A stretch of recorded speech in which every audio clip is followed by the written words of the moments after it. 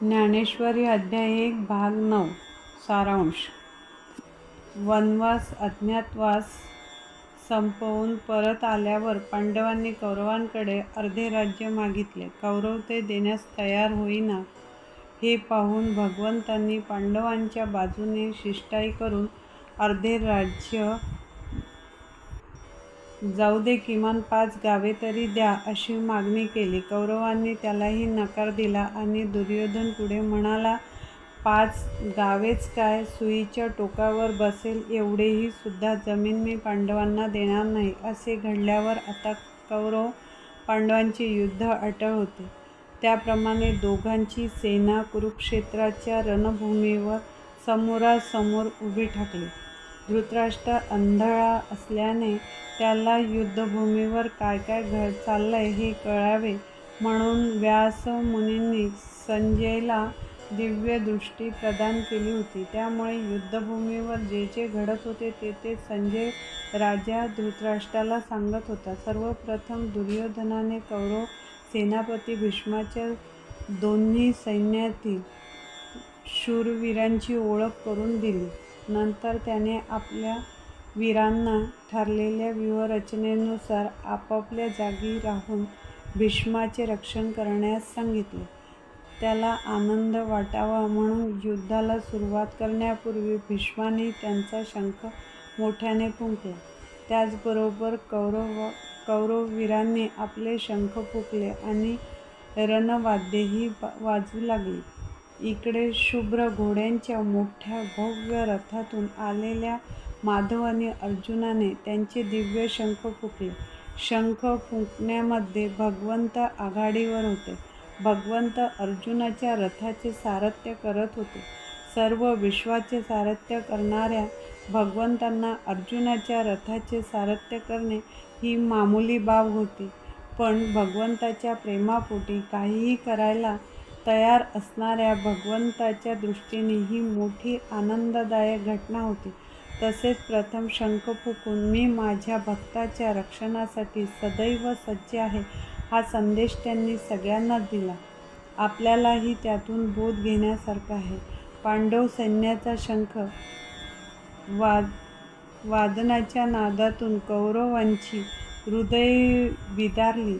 तो नाद सर्व भूमीवर तर पसरलाच आणि त्याने आकाशही दुमदुमून टाकले, इतका तो भयंकर होता. आता युद्धाला सुरुवात होणार असे वाटत असतानाच हातात धनुष्य घेतलेला अर्जुन कृष्णाला म्हणाला, कृष्णा, माझा रथ दोन्ही सैन्यांमध्ये उभा कर, म्हणजे युद्धाची इच्छा मनात धरून आलेल्या कुणाकुणाशी मला झुंजावे लागेल ते मला कळेल. त्याप्रमाणे श्रीकृष्णाने दोन्ही सैन्याच्या मध्यभागी अर्जुनाचा रथ उभा केला आणि ते अर्जुनाला म्हणाले, भीष्म, द्रोण आणि इतर राजांना नीट पाहून घे. ह्यातून त्यांना असे सुचवायचे होते की ही मंडळी अनितीने कौरवाचा पक्ष घेऊन लढत आहे. त्यांचा बदला घेतल्याशिवाय राहू नकोस. अर्जुन जमलेल्या योद्ध्यांना न्याहाळू लागला आणि त्याच्या लक्षात आले की दोन्ही सैन्यामध्ये आजे, काके, मामे, सासरे, सोयरे, सखे, गुरु, बंधू, मुले, नातू उभे आहेत. युद्धात हे सर्व मरणार असेही त्याच्या लक्षात आले. अर्जुन स्वतः शूरवीर योद्धा होता. त्याला पराभवाची भीती वाटत नव्हती. असे असले तरी युद्धात विजय मिळविण्यासाठी ह्यातील कित्येकांना त्याचा जीव गमवावा लागणार आणि त्यासाठी आपण कारणीभूत होणार असे त्याच्या मनात आले. अत्यंत दुःखाने तो भगवंतांना म्हणाला, कृष्णा, ह्या सर्व स्वजनांच्या मरणाच्या कल्पनेने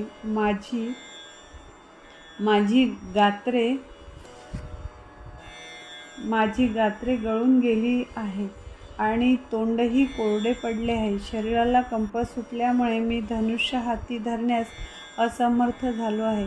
मला ही सगळी विपरीत लक्षणे वाटत आहेत. या स्वजनांना मारून आपले काही कल्याण होईल असे मला वाटत नाही. मला युद्धातला विजय नको, त्यातून मिळणारे राज्यही नको, कारण ज्यांच्यासाठी हे युद्ध करायचे ते जर मृत्युमुखी पडणार असतील तर लढून तरी काय उपयोग? यांना मारून अगदी विश्वाचे राज्य मिळाले तरी मला ते नको. मग ह्या पृथ्वीवरील राज्याची काय किंमत? हे कौरव अत्याचारी आहेत हे खरे, पण त्यांना मारून बंधूंचा घात केल्यामुळे आम्हालाच पाप लागेल. या पापामुळे तू आम्हाला सोडून निघून जाशील.